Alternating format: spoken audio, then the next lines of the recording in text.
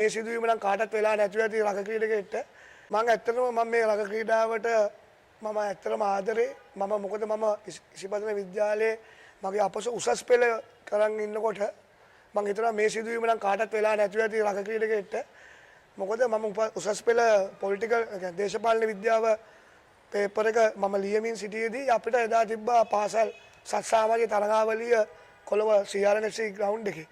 එතකොට මම භාගයේ ලියන් ඉන්නකොට මගේ ඕල් බොයිස්ලා එකපාරට මගේ ආදිශිෂ්‍යයන් ශාලාවට පැනලා ශාලාධිපතිවට මේ තර්ජනය කළා මාව කිඩ්නැප් කරලා අරන් ගියා. ඉතින් මන් දන්නේ මාව මේ උස්සන් යන්නේ කොහෙද කියන එක මට දැනුමක් තිබුණේ නැහැ. මොකද මට ගෙදරින් මගේ ගෙදර ප්‍රශ්නත් එක්ක මට ගෙදරින් විභාග කරන්න කියලා තමයි කියලා තිබ්බේ. ඊට පස්සේ මම CR ග්‍රවුන්ඩ් එකට අරන් ගියාම විතරයි මට මතක. තව කෙනෙක් මගේ සපත්තු අන්දනවා, තව කෙනෙක් මට කලිසම අන්දනවා. මොකද CR එකේ යකඩ වැටක් තිබ්බා. පස්සේ මගේ මේ මම ඒගොල්ලෝ මා උස්සලා ගද්දි මගේ ඒ යකඩ වැටලා මගේ කකුල පැටලුණා. පැටලලා මගේ අඟල් දෙකක විතර තුවාලයක් තියෙනවා තාම. මගේ ශරීරයේ මස් කැල්ලක් කැඩිලා වෙන්නලා ගියා වැටට. පස්සේ මම ඒ ලේ තියාගෙන ඒ අමාරුව තියාගෙන තමයි මාව ඒගොල්ලන් තරඟෙට දැම්මේ. තරඟෙට දානකොට කොළඹ සෛර විද්‍යාලයත් එක්ක මරදානේ සෛර විද්‍යාලයත් එක්ක තරඟේ තිබ්බේ. ඒ තරඟේ මම ඇතුළට දානකොට ලකුණු තත්ත්වය 12යි බිංදුවයි.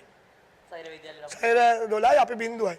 පස්සේ මාව දානකොට තව මැච් එක ඉවර වෙන්න තව විනාඩි 7යි තිබ්බේ. පස්සේ ඉතින් මගේ දක්ෂතාවයත් එක්ක කොහොම හරි අපි මැච් එක ඉවරනකොට අපි ජයග්‍රහණය ලැබුවා. ලැබලා අපි ඒ අවුරුද්දේ කුසලානියත් ගත්තා. ඉතින් අපිට පළවෙනි දවසේම තමයි ඔක උනේ. ඉතින් මට ඒක ලොකු අත්දැකීමක්. ඒ වගේ මට තව අත්දැකීමක් තියෙනවා නවසීලන්ත වගේ කණ්ඩායමක් එක්ක සෙල්ලම් කරනකොට මට මේ ජෝනාලෝමු කියන ක්‍රීඩකයාව ඇත්තටම ආසාවක් තිබ්බා. මොකද මම ඊට ඉස්සෙල්ලා ලංකාවේදී අර ලෝක කුසලා තරගාවලිය බලද්දී එංගලන්තයත් එක්ක ජෝනාලෝමු ක්‍රීඩකයා ඒගොල්ලන්ගේ ප්ලේයර්ස් 5 දෙනෙක් විතර තල්ලු කරලා විසි කරලා කියලා ට්‍රයි එකක් ස්කෝර් කරා. ඊට පස්සේ අපි ඊළඟ අවුරුද්දේ මම සත්සාමයේ නායකයෙක් දැකලා මේ යන්න යනවා මම ගෲප් එක දැක්කම නිව්සීලන්ත තමයි අපේ ගෲප් එක උනේ.